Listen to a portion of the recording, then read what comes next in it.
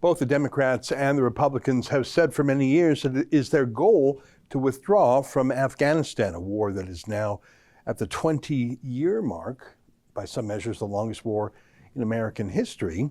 Donald Trump received flack from negotiating with the Taliban as he negotiated with North Korea's tyrant, but he was careful in those negotiations. If the Taliban were to attack Americans, he would call off the negotiations and drop the Moab, mother of all bombs, on them to show that while he was negotiating an exit, it was to be done on his terms. Joseph Biden took over as president, changed the the withdrawal deadline to September 11th. A terrible day for the United States, a day that you wouldn't think would be commemorated as the day America would leave Afghanistan. But the haste and the lack of planning and the mismanagement of that exit has been nothing short of disastrous. If you recall the exit from Saigon when America fled South Vietnam, the images of people desperate to get into the helicopters on the roof of the embassy have come to be a symbol of American defeat and overstretch and, frankly, bad planning. Well, the images out of Afghanistan these past weeks have been far, far worse. Giving up the Bagram Air Base to force everyone, civilian and military alike, citizen and Afghan ally alike, to go to the Kabul International Airport, surrounded by a ring of Taliban, has been a disaster. And then on top of those disasters today, car bombs, killing at least 11 Americans, Marines mainly, an absolute disaster. Joining us now with the latest, and we're recording this in the mid-afternoon, this story may change in the hours ahead, is our friend Ben Weingarten, senior contributor at The Federalist and Newsweek.com. Ben, welcome to the program. Have I more or less accurately summarized what's been going on in Afghanistan, not just today, but in recent weeks?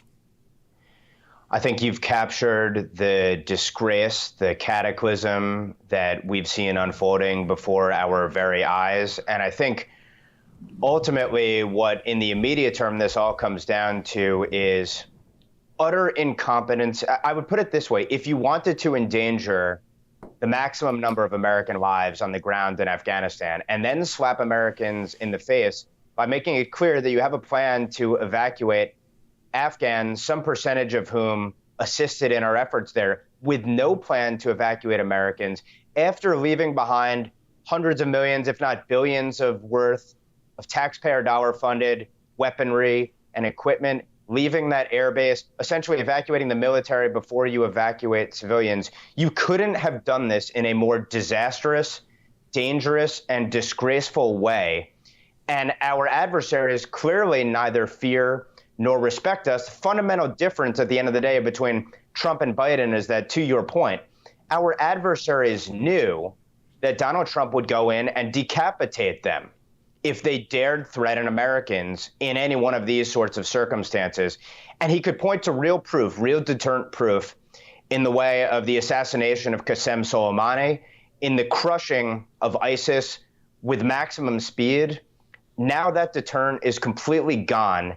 And what you're seeing is an absolutely outrageous and disastrous decision, which completely dishonors the lives of the fallen in Afghanistan, the hundreds of millions of Americans who have been supporting this mission, in effect, for 2 decades, and then the fallen on 9/11. And I couldn't be more angry about it, livid about it personally. I don't know how you couldn't be viscerally impacted by this if you were around on September 11th, and even if you weren't, to have witnessed this being the legacy 20 years on.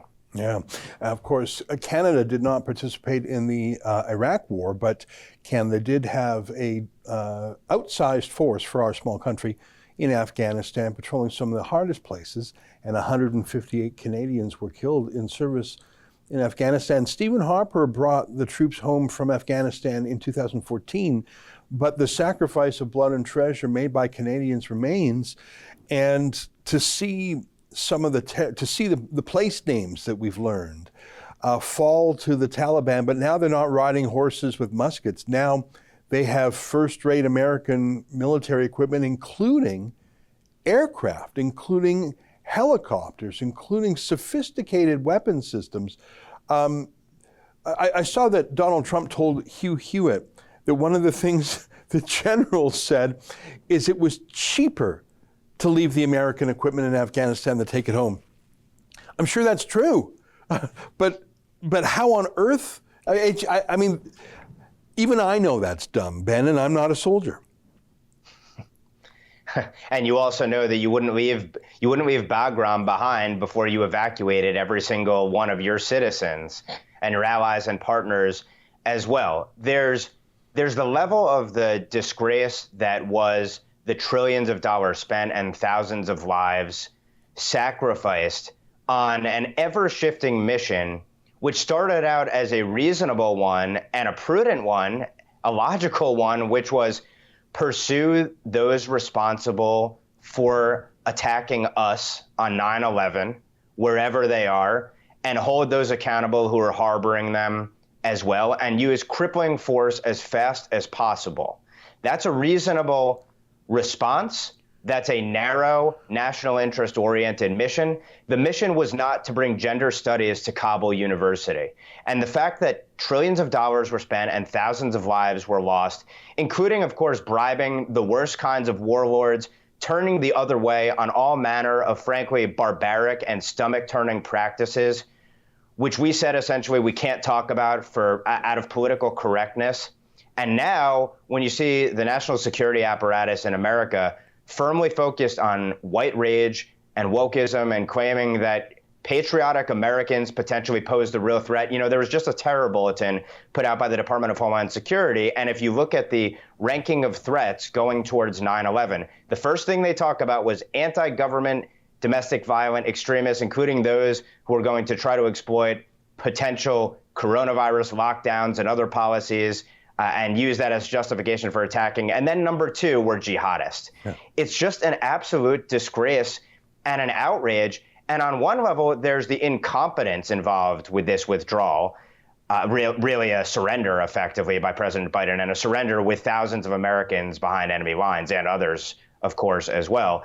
And then you have the corruption and the asinine mission itself, of which no postmortem has been done, but for which every single head involved at a senior level ought to roll, which is why were we trying to turn Afghanistan into Switzerland in the first place? And really, this should be the death knell for the America Last Wilsonian progressive project of trying to turn Sharia primitive bastions into Western Jeffersonian democracies. And also just the rank corruption involved in the billions of dollars wasted trying to bribe warlords. Just on every single level, it's a catastrophe. And I can't even contain myself. I'm seething with it in particular because, again, I look at this all in context of this was originally a response to 9/11. And we have so dishonored, this president in particular has so dishonored, and others as well, the lives of those lost. We're in a very important Canadian election, and I want everyone to see our premium shows that are normally behind a paywall. So during the election, anyone can get free access to our special premium shows, my nightly show, a weekly show by Sheila Gunn Reid and David Menzies and Andrew Chapados, by going to rebelnewsplus.com and using the promo code ELECTION, and you'll see the good stuff for free. Go to rebelnewsplus.com and use promo code ELECTION.